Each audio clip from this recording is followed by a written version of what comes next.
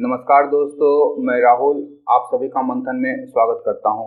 आज के इस सेशन में हम लोग कंप्यूटर की संरचना को समझने का प्रयास करेंगे तथा देखेंगे कि कंप्यूटर किन किन इलेक्ट्रॉनिक कंपोनेंट से बनकर के तैयार होता है, किस प्रकार से फंक्शन करता है तथा इसके अंदर में किस किस प्रकार के मेमोरीज लगाए जाते हैं। यहाँ पर हम लोग दो भागों में इसे लेकर के चलेंगे। पहले भाग में हम लोग स्ट्रक्चर देखेंगे कि स्ट्रक्चर कंप्यूटर का क्या होता है, और दूसरे भाग में कंप्यूटर के अंदर प्रयोग की जाने वाली विभिन्न मेमोरीज को जानने एवं समझने का प्रयास करेंगे। तो आइए आज के इस सेशन को हम लोग प्रारंभ करते हैं और समझते हैं कंप्यूटर की संरचना को। तो कंप्यूटर को मूल रूप से तीन भागों में बांटा जाता है। पहला भाग है हमारा जिसे हम लोग मेन पार्ट कहते हैं, उसे सीपीयू कहा जाता है। सीपीयू के अतिरिक्त दो अन्य भाग हैं, पहला है इनपुट और दूसरा है आउटपुट। इनपुट के द्वारा हम लोग कंप्यूटर के अंदर किसी भी प्रकार के डेटा या किसी भी प्रकार के इंस्ट्रक्शंस को हम लोग देते हैं, और सीपीयू जो है इस इंस्ट्रक्शंस और डेटा के आधार पर ही काम करता है और उसके पश्चात वह आउटपुट प्रदान करता है। इनपुट के अंतर्गत हम लोग कीबोर्ड और माउस के द्वारा डेटा और इंस्ट्रक्शंस कंप्यूटर को प्रदान करते हैं, और सीपीयू इसे प्रोसेस करता है डेटा और इंस्ट्रक्शंस को, और उसके आधार पर आउटपुट हमें प्रदान करता है। कंप्यूटर से प्राप्त सूचनाओं का आउटपुट हम लोग या तो मॉनिटर में देखते हैं या प्रिंटर के द्वारा उसका हार्ड कॉपी हम लोग प्राप्त कर लेते हैं। इसके अतिरिक्त हम लोग अन्य डिवाइसेस की बात करें तो स्पीकर के द्वारा भी आउटपुट प्रदान किया जाता है। इसके पश्चात हम इन कंपोनेंट्स को एक एक करके देखते हैं और सर्वप्रथम समझते हैं कि सीपीयू क्या है। तो सीपीयू का सर्वप्रथम फुल फॉर्म क्या होता है? सीपीयू का full form central processing unit होता है, और इसे हम लोग माइक्रो प्रोसेसर के रूप में भी जानते हैं। माइक्रो प्रोसेसर को ही कंप्यूटर का दिमाग कहा जाता है, और यह सभी प्रकार की गणनाओं, कैलकुलेशन और तार्किक क्रियाओं को करने में सक्षम होता है। इसलिए सीपीयू को कंप्यूटर का दिमाग कहा जाता है। इसके अतिरिक्त सीपीयू का दूसरा भाग होता है जिसे हम लोग कंट्रोल यूनिट के रूप में जानते हैं, और इस कंट्रोल यूनिट को का अर्थ है आपका किसी भी चीज को नियंत्रित करना, या उपकरण जितने भी लगे हुए हैं, जो इनपुट और आउटपुट उपकरण लगे हुए हैं, उनके मध्य सामंजस्य बनाए रखना, यह काम है कंट्रोल यूनिट का। और इनपुट और आउटपुट उपकरणों को यह निर्देशित और नियंत्रित करता है। कंट्रोल यूनिट जो है आपका वह एएलयू से सीधा जुड़ा होता है। इसके अतिरिक्त जो आपके इनपुट और आउटपुट डिवाइसेस साथ में मेमोरी हैं, उनसे भी ये जुड़े रहते हैं। कंट्रोल यूनिट इन सभी कंपोनेंट्स के मध्य एक सामंजस्य की स्थिति बनाता है और इन्हें निर्देशित और नियंत्रित करता है। कंप्यूटर के सभी कंपोनेंट्स को नियंत्रित और निर्देशित करने के कारण ही कंट्रोल यूनिट को कंप्यूटर का नर्व सिस्टम भी कहा जाता है, और यह मुख्य मेमोरी या मेन मेमोरी से डेटा ला करके उन्हें कहाँ स्टोर करता है? तो रजिस्टर्स और कैश में इन्हें स्टोर कर देता है। सीपीयू का एक अन्य महत्वपूर्ण भाग है और वह है अर्थमेटिक लॉजिक यूनिट। इसका कार्य क्या है? तो अंकगणितीय, अर्थमेटिक और लॉजिकल कैलकुलेशन करना इसका मुख्य कार्य है। यह सीपीयू का सबसे महत्वपूर्ण भाग होता है, और यह जो भी निर्देश इसे प्राप्त होते हैं एवं डेटा प्रोसेसिंग का वास्तविक क्रियान्वयन जो होता है वह अर्थमेटिक लॉजिक यूनिट के द्वारा ही किया जाता है। इसका विभाजन दो भागों में किया जाता है, एक है आपका अर्थमेटिक यूनिट और दूसरा है लॉजिकल यूनिट। अर्थमेटिक यूनिट जहां जोड़ घटाव जैसे मैथमेटिक्स कैलकुलेशन करते हैं, वहीं लॉजिकल यूनिट जो है लॉजिकल प्रक्रियाएं करती हैं। जैसे यदि किसी भी दो वस्तुओं के मध्य या दो डाटा के मध्य समानता प्रदर्शित करना हो, कौन छोटा है कौन बड़ा है, इन सब का जो लॉजिक लगाने का काम होता है वह लॉजिकल यूनिट तय करता है। सीपीयू का तीसरा महत्वपूर्ण कंपोनेंट है उसका मेमोरी यूनिट, और मेमोरी यूनिट जो है निर्देश और सूचना तथा परिणाम को एकत्रित करता है। इसके भी दो भाग हैं। पहला भाग है आपका इंटरनल और प्राइमरी मेमोरी जिसे हम लोग कहते हैं, और दूसरा भाग है एक्सटर्नल या सेकेंडरी मेमोरी। पुनः इंटरनल और प्राइमरी मेमोरी को दो भागों में बांटा जाता है। पहला है रैम, जिसे हम लोग रैंडम एक्सेस मेमोरी के नाम से जानते हैं, जिसके प्रमुख उदाहरण है एसरैम, डीरैम और कैश मेमोरी। रैम के प्रमुख उदाहरण कौन कौन से हैं? तो SRAM, DRAM और कैश मेमोरी। वहीं रोम या रीड ऑनली मेमोरी के प्रमुख उदाहरण हैं, जो कि मेमोरी का दूसरा प्राइमरी मेमोरी का दूसरा पार्ट है। इसके प्रमुख उदाहरण है फ्रॉम, EEPROM और EEPROM। आगे हम लोग इन सभी का फुल फॉर्म देखेंगे। यदि यहाँ पर हम लोग देख लेंगे इसे तो दोहराव की स्थिति उत्पन्न हो जाएगी और वीडियो का लेंथ जो होगा लंबा हो जाएगा। तो आगे हम लोग जब इसका विस्तृत रूप से व्याख्या देखेंगे तो वहां पर इनका फुल फॉर्म भी देखते जाएंगे। नेक्स्ट है हमारा एक्सटर्नल मेमोरी, और या जिसे हम लोग सेकेंडरी मेमोरी के नाम से भी जानते हैं, और ये इसका भी दो प्रकार है।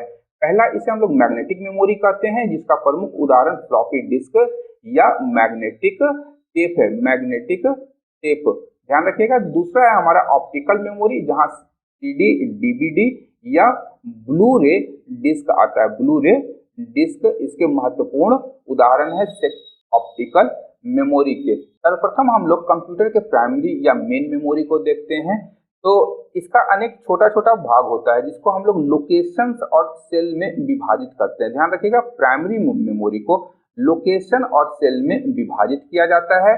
इसके वर्ड लेंथ की जो क्षमता होती है वो 8 बिट की होगी, 16 बिट, 32 बिट या 64 बिट। जब आप लोग सिस्टम ऑन करते हैं जनरली हम लोग को 32 बिट या 64 बिट का सिस्टम दिखाई देता है। तो यह क्या है? इसकी वर्ड लेंथ की क्षमता है। प्राइमरी मेमोरी का जो मुख्य उदाहरण है वह रजिस्टर, कैश मेमोरी, रोम और रैम हम लोग देख चुके हैं पूर्व में।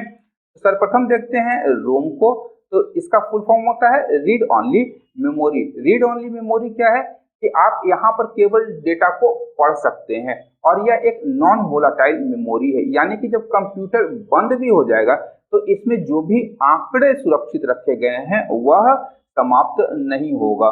इसके पश्चात इसका कंप्यूटर जब निर्मित होता है तो उसी समय इस रोम को स्थापित कर दिया जाता है, और इसमें हमारा basic input output system install कर दिया जाता है। ध्यान रखिएगा, बेसिक इनपुट आउटपुट सिस्टम क्या है? बायोस प्रोग्राम है, जो रोम में स्थापित किया जाता है।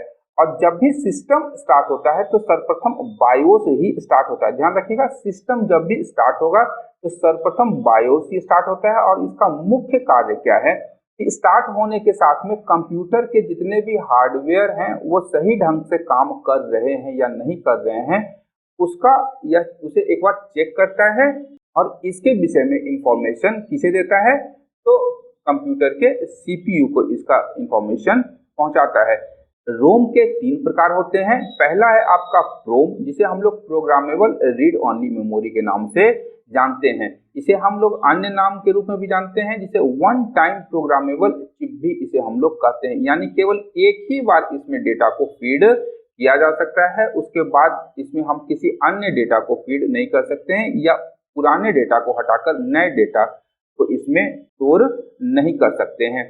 इसका प्रमुख उपयोग कहाँ होता है? तो प्रमुख उपयोग इसका micro controller, video game, medical devices, high definition multimedia interface आदि में इसका उपयोग किया जाता है।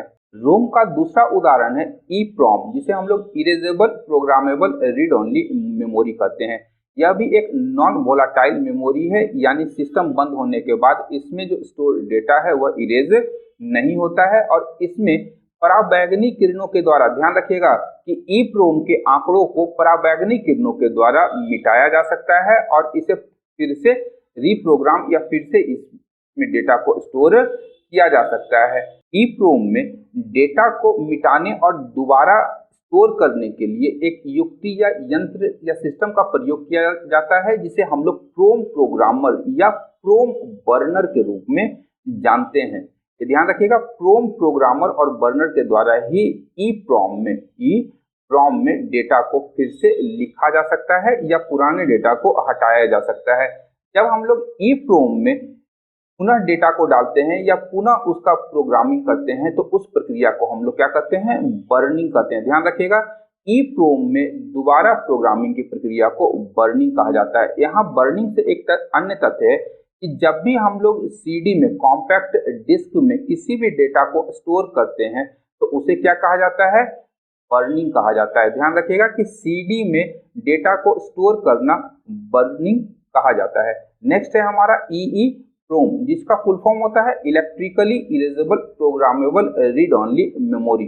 यह भी नॉन वोलाटाइल मेमोरी का एक उदाहरण है और आमतौर पर इसे हम लोग फ्लैश मेमोरी के नाम से जानते हैं, जिसका प्रमुख उदाहरण वर्तमान समय में हम लोग पेन ड्राइव के रूप में देखते हैं। पेन ड्राइव हमारा क्या है, तो EEPROM का उदाहरण है। अत्यंत ही महत्वपूर्ण है, पूछा जा सकता है कि EEPROM का उदाहरण कौन है या पेन ड्राइव किस प्रकार के मेमोरी का उदाहरण है। तो EEPROM मेमोरी का उदाहरण है पेन ड्राइव। फ्लैश मेमोरी क्या है, यह एक पोर्टेबल सेमीकंडक्टर, ध्यान रखिएगा यह कैसी है, सेमीकंडक्टर मेमोरी है और इसमें रैम तथा रोम, ध्यान रखिएगा रैम तथा रोम दोनों की विशेषताएं मौजूद रहती हैं। नेक्स्ट है हमारा रैम, जिसे हम लोग रैंडम एक्सेस मेमोरी के नाम से जानते हैं और इसे कंप्यूटर की मेन मेमोरी या बेसिक मेमोरी भी कहा जाता है। यह एक वोलाटाइल मेमोरी होती है, यानी अस्थायी मेमोरी है।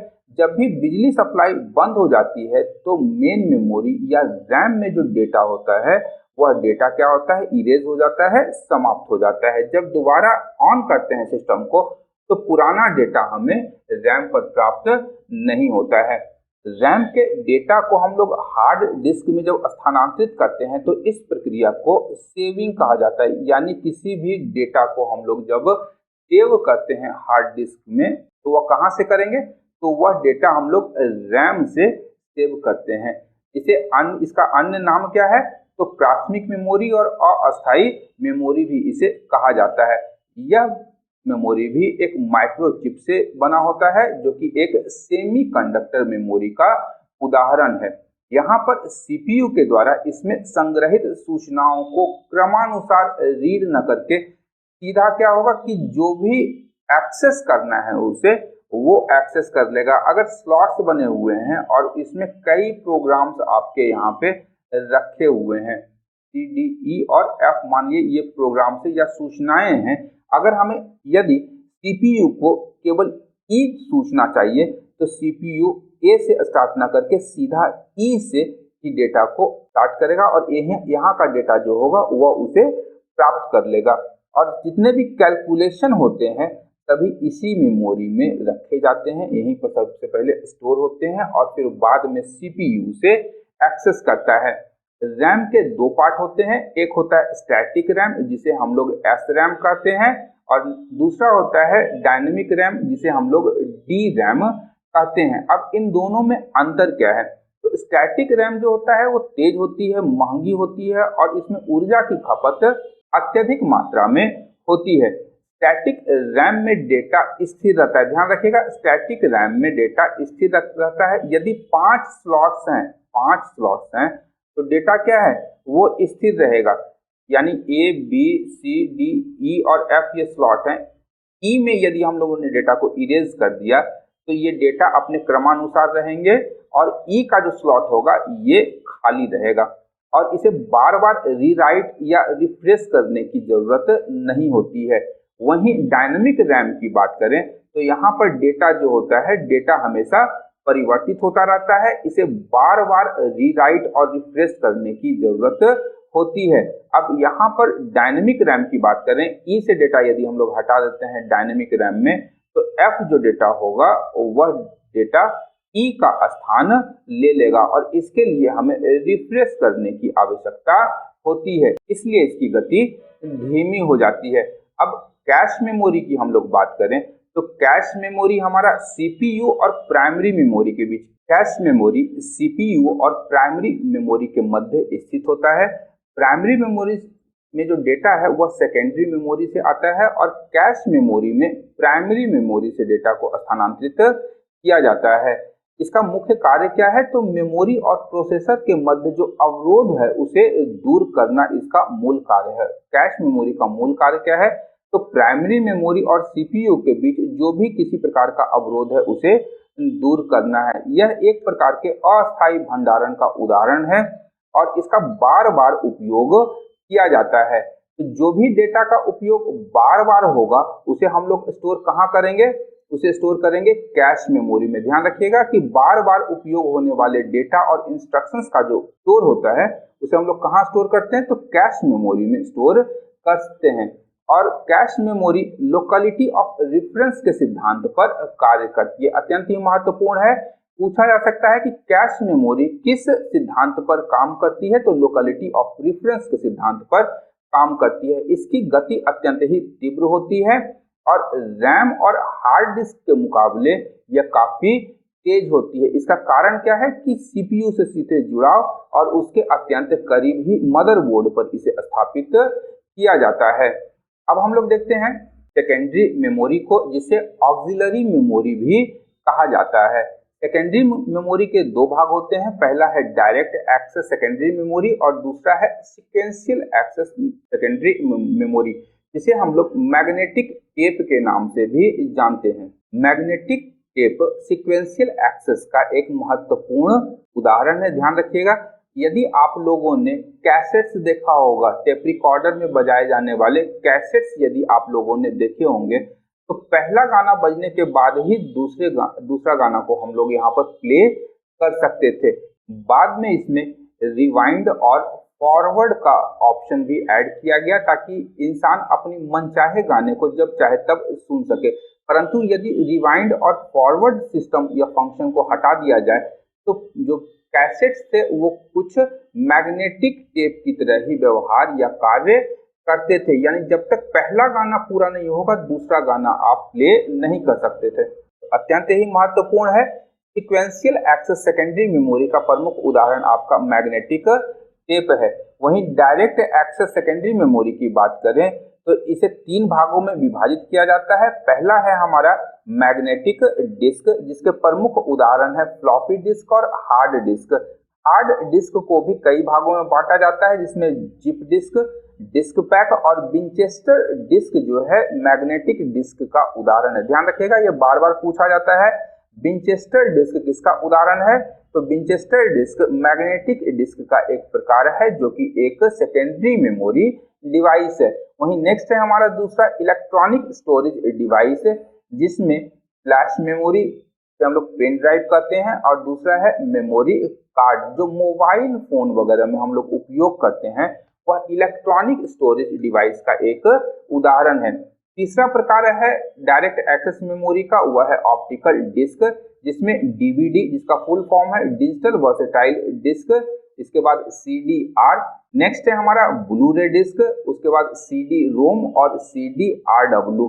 ये ऑप्टिकल डिस्क के कुछ प्रमुख उदाहरण हैं। अब यहाँ पर हम लोग sequence of memory access time को सर्वप्रथम देख लेते हैं कि मेमोरी एक्सेस टाइम किसका सबसे कम होता है, किसका सबसे अधिक होता है। तो सबसे तेज जो मेमोरी होती है वह रजिस्टर्स की होती है, रजिस्टर सबसे तेज होते हैं। उसके पश्चात कैश मेमोरी, फिर रैम का स्थान आता है, उसके बाद फ्लैश या जिसे हम लोग USB मेमोरी भी कहते हैं उसका स्थान आता है, फिर हार्ड डिस्क और मैग्नेटिक टेप का स्थान है। ध्यान रखिएगा, मैग्नेटिक टेप का गति सबसे कम और यह सबसे सस्ता होता है। ध्यान रखिएगा, मैग्नेटिक टेप जो होता है इसकी गति सबसे कम होगी और इसका जो प्रति यूनिट प्राइस है वो सबसे कम होता है। वहीं रजिस्टर्स की गति सबसे तेज होती है और यह सर्वाधिक महंगा होता है। वहीं स्टोरेज की बात करें तो रजिस्टर का स्टोरेज सबसे कम होगा और हार्ड डिस्क और मैग्नेटिक टेप का जो स्टोरेज होगा वह सर्वाधिक स्टोरेज होगा और इसका जो एक्सेस टाइम होगा इन दोनों का वह अधिकतम होगा। आगे हम लोग एक्सटर्नल मेमोरी को देख लेते हैं। तो एक्सटर्नल मेमोरी को हम लोग सेकेंडरी मेमोरी या द्वितीयक मेमोरी या ऑक्सिलरी मेमोरी या बैकअप मेमोरी या अस्थायी मेमोरी या नॉन वोलेटाइल मेमोरी के रूप में जानते हैं। एक्सटर्नल मेमोरी एक नॉन वोलेटाइल मेमोरी है जिसमें बिजली आपूर्ति बंद होने के बाद भी डेटा और इंस्ट्रक्शन से समाप्त नहीं होते हैं। यह प्राइमरी स्टोरेज की तुलना में स्लो होती है, सस्ती होती है, इसका स्पेस अधिक होता है। वहीं विद्युत आपूर्ति बंद होने पर इसमें जो डेटा का संग्रहण किया जाता है, सेव करके जो हम लोग रखते हैं, उस पर कोई प्रभाव नहीं पड़ता है। और इसके प्रमुख उदाहरण हम लोग ऊपर देख चुके हैं कि hard disk, CD-ROM, CDRW, pen drive, floppy disk या क्लाउड स्टोरेज। ध्यान रखिएगा, आज के दिन में स्मार्ट कार्ड आपका क्लाउड स्टोरेज और नेटवर्क अटैच्ड स्टोरेज भी एक्सटर्नल मेमोरी के प्रमुख उदाहरण है। अत्यंत ही महत्वपूर्ण हो जाता है कि स्मार्ट कार्ड किसका उदाहरण है, तो एक्सटर्नल मेमोरी का उदाहरण है। क्लाउड स्टोरेज भी आपका जो विभिन्न कंपनियां प्रदान करती हैं ऑनलाइन, जैसे आपका जीमेल में भी 15 GB का क्लाउड स्टोरेज सुविधा दिया जाता है, या जियो का यदि आप सिम यूज कर रहे हैं तो जियो क्लाउड भी आप यूज कर सकते हैं, वहां पेमेंट भी कर सकते हैं आप, और कुछ फ्री ऑफ कॉस्ट डेटा वहां पर आप रख सकते हैं। तो इस प्रकार से ऑनलाइन जो हम लोग स्टोरेज करते हैं वह क्लाउड स्टोरेज के माध्यम से करते हैं। वहीं कुछ स्टोरेज जो होते हैं वो नेटवर्क अटैच्ड होते हैं, जो कि लैन या वैन के माध्यम से विभिन्न सिस्टम के द्वारा जुड़े हुए होते हैं। आगे हम लोग एक्सटर्नल मेमोरी से संबंधित जो प्रमुख डिस्क हैं उसके विषय में, उसके विशेषताओं को देख लेते हैं एक बार। तो सबसे पहला है हमारा हार्ड डिस्क, और इसे हार्ड डिस्क ड्राइव भी कहा जाता है। हार्ड डिस्क में डेटा, इंस्ट्रक्शंस और इंफॉर्मेशन को स्टोर करने के लिए मैग्नेटिक पार्टिकल्स का प्रयोग किया जाता है। इसकी क्षमता अत्यधिक होती है तथा इसके ऊपर आयरन ऑक्साइड की परत लगाई जाती है। ध्यान रखिएगा कि हार्ड डिस्क में मैग्नेटिक पार्टिकल्स का प्रयोग होता है और आयरन ऑक्साइड का प्रयोग इसमें किया जाता है ताकि डेटा को स्टोर किया जा सके। नेक्स्ट है हमारा ऑप्टिकल डिस्क, और यह एक पॉलीकार्बोनेट प्लास्टिक से बनी एक गोल डिस्क होती है और इसकी सतह पर प्रकाश को परावर्तित करने के लिए एल्यूमिनियम की एक परत चढ़ा दी जाती है। वहीं डेटा को पढ़ने या लिखने के लिए इसमें लेजर बीम का प्रयोग किया जाता है, जिसके कारण ऑप्टिकल डिस्क को लेजर डिस्क भी कहा जाता है। यहाँ महत्वपूर्ण तथ्य है कि ऑप्टिकल डिस्क जो है प्रकाश के परावर्तन और अपवर्तन दोनों के सिद्धांत पर काम करता है और इसके ऊपर एल्यूमिनियम की परत लगी होती है। इसकी प्रमुख विशेषताएं क्या है? तो डिस्क की सतह पर छोटे छोटे गड्ढे बने होते हैं जिसे पिट्स कहा जाता है, और उन गड्ढों के मध्य जो समतल क्षेत्र होता है उसे लैंड्स कहा जाता है। पिट्स में बाइनरी डिजिट 0 या जिसे हम लोग ऑफ के रूप में जानते हैं तथा लैंड्स में 1 या जिसे हम लोग ऑन के रूप में जानते हैं को निरूपित करता है। इसका प्रमुख उदाहरण क्या है? तो सीडी, डीवीडी और बीडी, ब्लू रे डिस्क, डीवीडी और कॉम्पैक्ट डिस्क जो है ऑप्टिकल डिस्क के प्रमुख उदाहरण हैं। अब सबसे पहले हम लोग सीडी रोम को देखते हैं, जिसका फुल फॉर्म होता है compact disk read only memory, और इसे हम लोग ऑप्टिकल डिस्क या वर्म डिस्क के नाम से भी जानते हैं। इस प्रकार के डिस्क पर केवल एक बार ही डेटा को स्टोर या राइट किया जा सकता है और इसे बार बार पढ़ा जा सकता है। इसके डेटा को फिर से रीराइट नहीं किया जा सकता है तथा यह एक अस्थायी रूप का मेमोरी है। इसका विकास जो है 1982 ईस्वी में जापान की कंपनी डेनन के द्वारा किया गया था तथा इसका प्रयोग चौथी पीढ़ी के कंप्यूटर में पहली बार किया गया था। सीडी रोम में किसी भी डेटा या इंस्ट्रक्शंस को पढ़ने के लिए इंफ्रारेड लेजर बीम का प्रयोग किया जाता है। वहीं सीडी ड्राइव का प्रयोग सीडी के डेटा को पढ़ने के लिए तथा सीडी राइटर का प्रयोग सीडी में डेटा को इनपुट करने के लिए किया जाता है।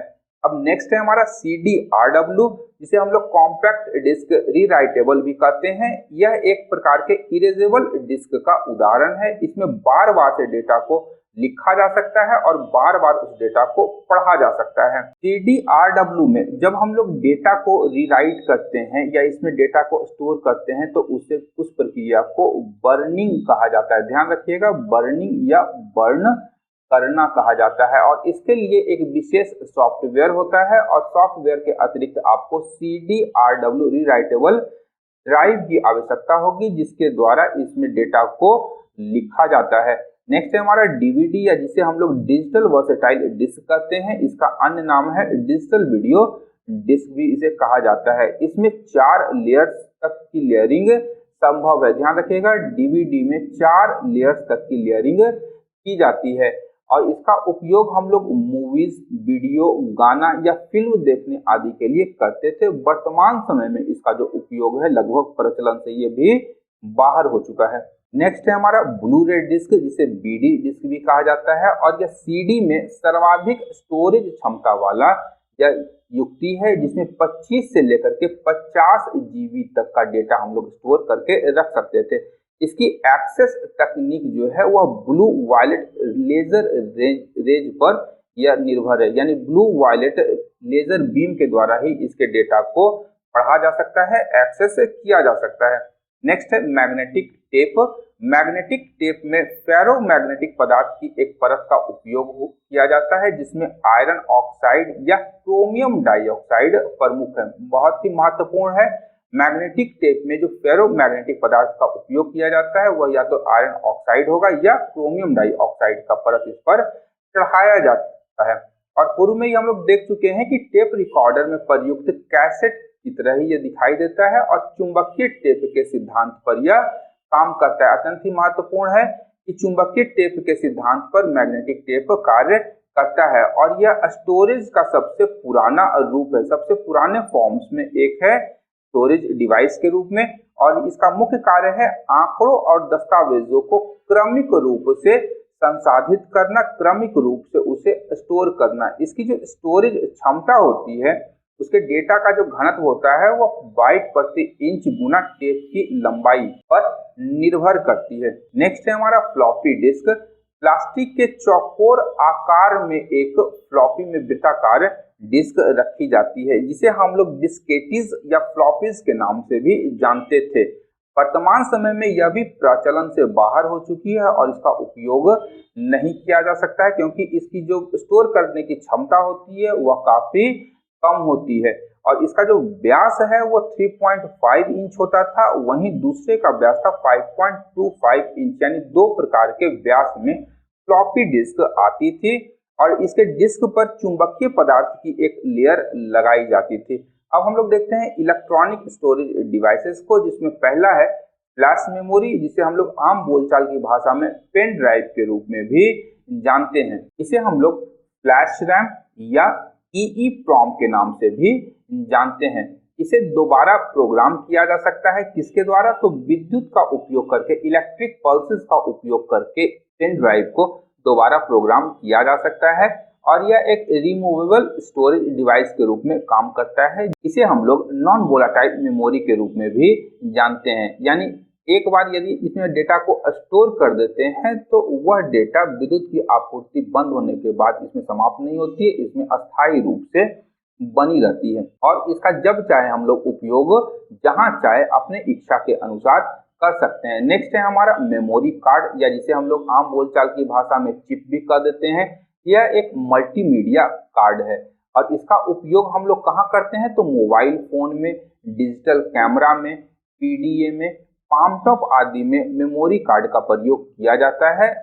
नेक्स्ट है हमारा स्मार्ट कार्ड, और स्मार्ट कार्ड जो है माइक्रोचिप लगा हुआ एक प्लास्टिक कार्ड होता है और यह एक एम्बेडेड माइक्रो प्रोसेसर है। ध्यान रखिएगा कि स्मार्ट कार्ड में एक एम्बेडेड माइक्रो प्रोसेसर लगाया जाता है जिसमें सूचनाओं को पूर्व से ही स्टोर करके रखा जाता है। और वर्तमान समय में यदि हम लोग ATM कार्ड में देखें तो ATM कार्ड में जो छोटा सा जो एक चिप लगा रहता है आगे में, वह एक स्मार्ट कार्ड है और वह एक एम्बेडेड माइक्रो प्रोसेसर है। और मैग्नेटिक स्ट्रिप टेक्नोलॉजी, ध्यान रखिएगा, पूर्व में जब ATM का हम लोग उपयोग करते थे तो बैक साइड में एक मैग्नेटिक स्ट्रिप होती थी। इस स्ट्रिप पे हमारे सारे डेटा सुरक्षित रखे जाते थे। तो इस मैग्नेटिक स्ट्रिप टेक्नोलॉजी की तुलना में जो हमारा एम्बेडेड माइक्रो प्रोसेसर टेक्नोलॉजी है यह कहीं ज्यादा सुरक्षित है और इसका उपयोग हम लोग कहाँ करते हैं? तो ATM और डेबिट कार्ड्स में इसका उपयोग करते हैं। नेक्स्ट है हमारा क्लाउड स्टोरेज, और यह इंटरनेट आधारित सेवा है जो यूजर को स्टोरेज प्रदान करती है। जैसे ही आप लोग जीमेल का अकाउंट बनाते होंगे तो आप लोगों को गूगल ड्राइव का भी एक्सेस प्राप्त हो जाता है। गूगल ड्राइव में आप 15 GB तक का फ्री डेटा स्टोर कर सकते हैं। इससे ज्यादा के लिए आपको पेमेंट करना होता है। इसके अतिरिक्त और भी बहुत सारी कंपनियां हैं जो क्लाउड फैसिलिटीज प्रदान करती हैं, जिसमें से आपका जियो प्रमुख है या अदर कंपनी भी जिसे हम लोग ड्रॉप बॉक्स के नाम से जानते हैं, यह भी क्लाउड स्टोरेज प्रदान करती है। इसका प्रयोग हम लोग ऑनलाइन सर्वर में अपने डेटा को स्टोर करने या सेव करने के लिए करते हैं तथा इस डेटा का प्रयोग हम लोग कभी भी कहीं भी इसका उपयोग कर सकते हैं जहां पर हम लोग इंटरनेट प्राप्त करते हैं। यदि मैंने अपने सिस्टम में कोई डेटा स्टोर करके रखा हुआ है तो सिस्टम को हमेशा अपने साथ में हम लेकर के चलना होता है। यदि एक पर्टिकुलर डेटा को हम लोग क्लाउड में स्टोर कर दें और हमारा सिस्टम हमारे पास में नहीं है तो उस क्लाउड से हम लोग कहीं भी किसी भी सिस्टम पे डेटा को एक्सेस कर सकते हैं। नेक्स्ट है हमारा नेटवर्क अटैच्ड स्टोरेज, और यह कंप्यूटर स्टोरेज का दूसरा रूप है। इसमें डेटा को आसानी से एकत्रित, साझा एवं सुरक्षित किया जा सकता है। नेटवर्क अटैच्ड स्टोरेज में लैन या वैन के माध्यम से डेटा को एक्सेस और स्टोर किया जाता है। अत्यंत ही महत्वपूर्ण हो जाता है ये। तो आज का जो सेशन था हमारा कंप्यूटर की संरचना से संबंधित यहीं पे समाप्त होता है। दूसरे पार्ट में हम लोगों ने जितने भी प्रकार के मेमोरी थे और उनके उदाहरणों को यहाँ पर देखा, जो आने वाले विभिन्न प्रतियोगी परीक्षाओं के दृष्टिकोण से अत्यंत ही महत्वपूर्ण है। आशा करता हूं कि आज के इस सेशन से भी आप लोगों को लाभ प्राप्त हुआ होगा। यदि लाभ प्राप्त हो रहा है तो मेरे चैनल को लाइक, शेयर और सब्सक्राइब करना बिल्कुल भी न भूलें। अंत तक देखने के लिए धन्यवाद। देखते रहिए मंथन, क्योंकि मैं इस प्रकार के वीडियोस लाता रहता हूं। Thank you.